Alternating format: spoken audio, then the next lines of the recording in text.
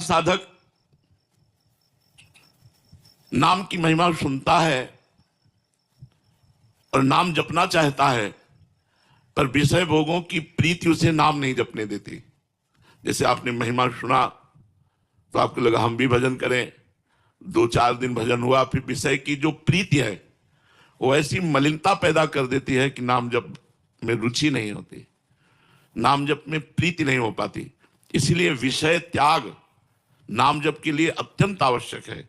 विषय वो जो भगवान से विमुख करता है, जो भगवान के सन्मुख विषय करता है, उसका त्याग नहीं। धर्मयुक्त विषय का भोग भगवान की भक्ति बढ़ाता है और अधर्मयुक्त विषयों का सेवन भगवान की भक्ति में बाधा बनता है। सभी बुरे विचार एवं दुर्गुण 3 प्रकार से आते हैं।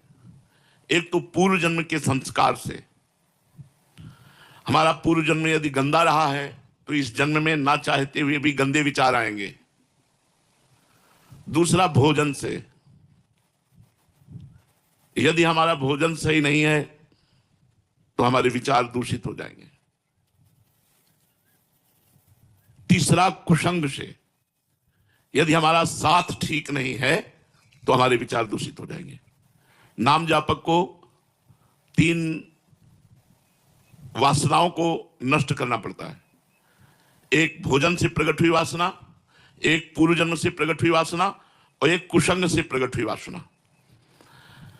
भोजन वाली 1-2 दिन में संभल जाएगी अपने आप। कुसंग वाली को बहुत सावधानी से संभालना है, क्योंकि अगर कुसंग लंबा खिंच गया तो हमारा जीवन बर्बाद हो जाएगा। पूर्व जन्म की वासना से लड़ना पड़ता है 20 वर्ष।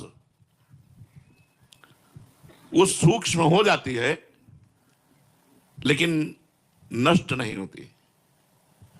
और जहां तीनों वासनाएं नष्ट हुई, उसी समय आपको नाम अमृत जैसा मीठा लगेगा। 1 मिनट भी छोड़ना अच्छा नहीं लगेगा। इसलिए हम भोजन पर, संग पर और अंदर विचार पर दृष्टि रखें। हमारा भोजन शुद्ध हो, हमारा विचार शुद्ध हो, हमारा संग शुद्ध हो।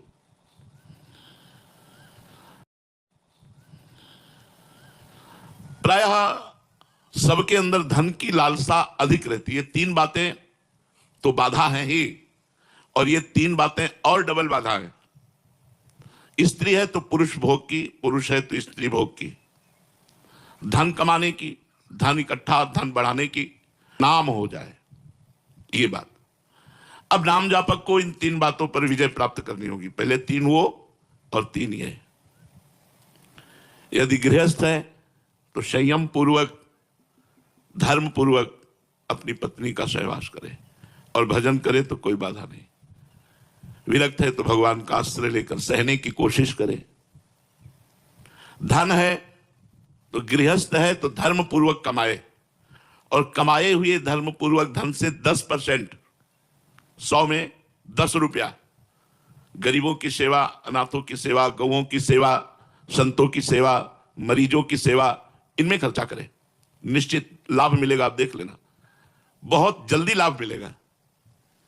यदि आपने परोपकार ठान लिया है कि आज का हम भोजन भूखे रह करके व्रत करेंगे और दूसरे को पवा देंगे, तो एक दिन आपके यहाँ भंडारा चलने लगेगा। लिख लो हमारी बात। अगर धनी बनना है तो हम तुम्हें सच्चा उपाय बता रहे, परोपकार करना शुरू कर दो। 5 रुपए से शुरू कर दो परोपकार करना। हमारे वृंदावन में सेवा कुंज के इस साइड में एक आश्रम है जिसका नाम नथियाबाई। नथियाबाई तो जब आई यहां तो उन्होंने सोचा मेरे से क्या भजन होगा, संत सेवा बन जाए, यही मेरे भाग्य की बात है।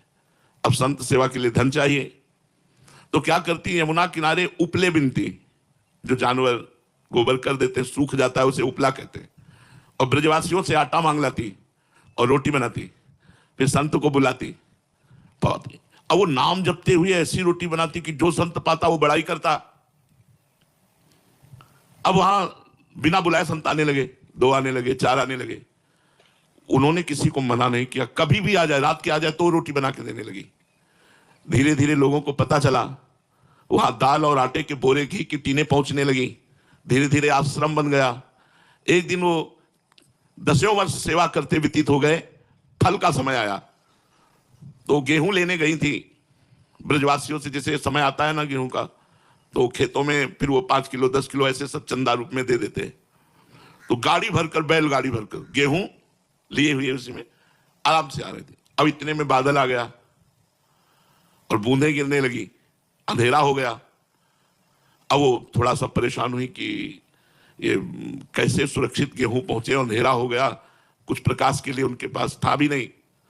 तो इतने में देखा एक छाता लिए हुए 14 वर्ष का बालक आया और कहा, माई ये छाता ले और लालटेन लेकर मैं आगे चलता हूं, मेरा घर आगे ही है। बोले कहाँ है तेरा घर? तो बोले बस बिहारी जी के पास ही है। वो नथियाबाई जी के आश्रम तक छोड़ करके आए और मुस्कुरा करके चले गए। अब नथियाबाई के दिमाग में ये बात कि 8 बजे रात्रि के बालक, लालटेन, छाता, हो सकता है कोई बालक, लेकिन मुझसे इतना प्यार क्यों करता है कि वो भींगता रहा और छाता मुझे दे दिया। जब दूसरे दिन बिहारी जी के दर्शन करने गई तो बिहारी जी के दर्शन में दिखाई दी लालटेन और छाता। अरे बोले तू ही था, मैं समझ गई। अंदाज तो लगा रही थी पर पक्का नहीं था, आज तो पक्का हो गया। भगवान भक्त की सेवा करने वाले की स्वयं सेवा करने के लिए तत्पर रहते हैं। जैसे त्रिलोचन जी के यहां अंतर्यामी रूप से स्वयं संतों की सेवा की। इसलिए यदि गृहस्थ में धन पर विजय प्राप्त करनी है, धन की कामना और धन चाहिए उसकी पूर्ति, तो संत सेवा, बीमार की सेवा, गौ सेवा ये जरूर करनी चाहिए।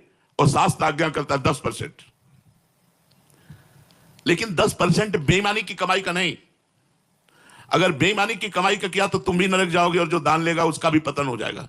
अधर्म की कमाई का, धर्म की कमाई का अगर 1 रुपया भी तुम किसी को दोगे तो लाखों के बराबर होगा। ये मत सोचो कि 100 रुपया में 10 रुपया, हम 10 रुपया क्या होता है, नहीं। 10 रुपए का अगर एक आदमी का पेट भर दिया कहीं, या 1 किलो नमक लेकर के आपने किसी भंडारे में दे दिया, वो बहुत पवित्र कार्य।